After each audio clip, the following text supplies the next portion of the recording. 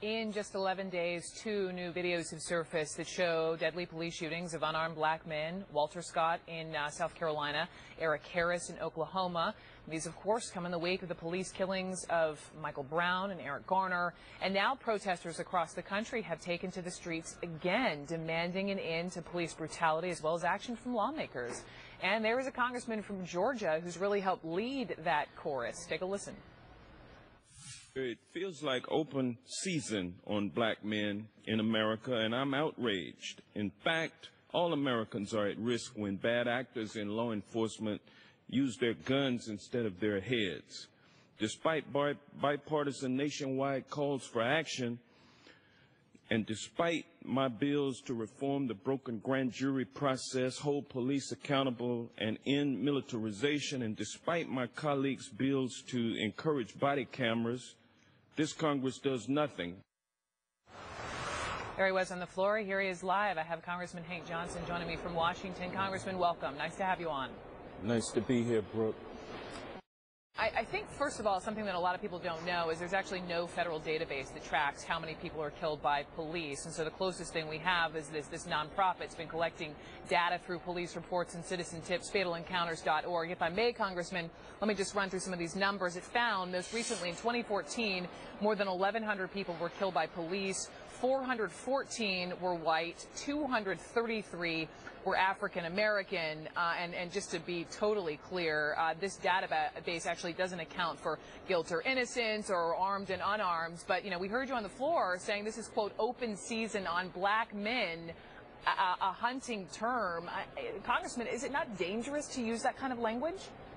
Well, I said that it felt like it was open season, and it really does. I think if you are a black male and you've grown up in the inner cities as I have, and you have matriculated to this point in life, I think most black males feel the same way. I just simply expressed a sentiment that is very common. But I would take issue with those statistics that you mentioned. Every time I see statistics from one source or the other, it's always a different number in terms of how many police killings have occurred in a given year. It's true. That's because there are no actual hard numbers. I've even tried looking at the CDC numbers, and those are even tough as well. I agree with you there, and that needs to change. But back to your point on how this is open season, I mean, here's the thing. What's implied in that, what you're not saying but implying, is that then broad strokes on all police are the hunters out to kill. Is that really fair, Congressman? Well, yeah, I think it's a fair accusation or a fair depiction of what's happening in society today.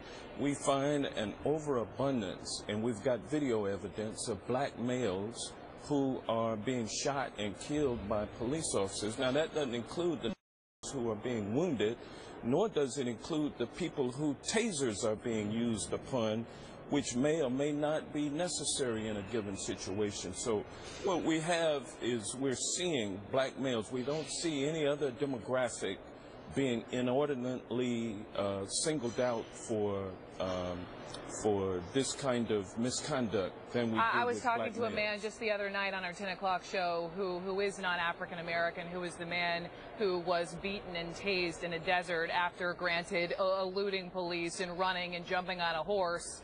So he was not African American, and we have absolutely run that video here at CNN. Here's my next question, though, and I'm with you. I agree that, for example, the case in North Charleston involving Walter Scott was absolutely outrageous. But we've covered enough of these.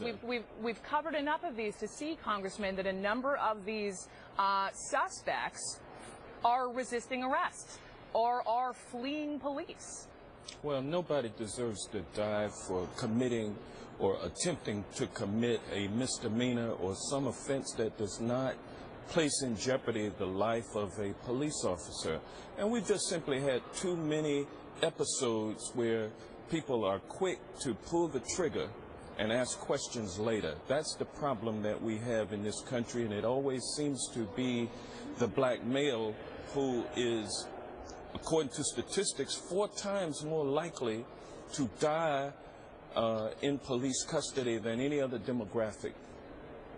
Why do you think, though? I mean, you're from the South. You have probably lived, discrimination at some point in time. I'm just wondering if is the reason why you say this open season we're seeing more of this, is it simply because people are more armed with cameras and dash cams and body cams? Well, you know, I said it feels like it's open season, and I said that because I know that this kind of misconduct has been occurring as long as anyone can remember. And the problem is, or the issue is, we're now seeing it live, or we're seeing it on video now. And it is causing more people to come forward with their experiences, and it is causing more news outlets to cover critically these claims that police always make, which is that the suspect tried to reach for my weapon. I was placed in fear of imminent bodily harm, and so I fired in self-defense or in defense of others. And then you turn, when you really look at it, you see that it happened in a totally different way. But it's tough. I know a lot of wonderful members of law enforcement, and to paint this in broad strokes, that police then would be doing the hunting just isn't fair. And I don't want to impugn the professionalism of every police officer out there, but I will say that there's a culture in law enforcement that you can see a police officer engage in some misconduct, and then you don't tell anybody about it, and you cover it up. And so those are the kinds of things that we need to root out of the system. All police officers are not bad. I have a lot of friends who are in law enforcement, and it hurts me to have to say that, yes, law enforcement is a problem, and there is a problem that law enforcement as a whole has caused, and law enforcement needs to be a part of the process of cleaning it up.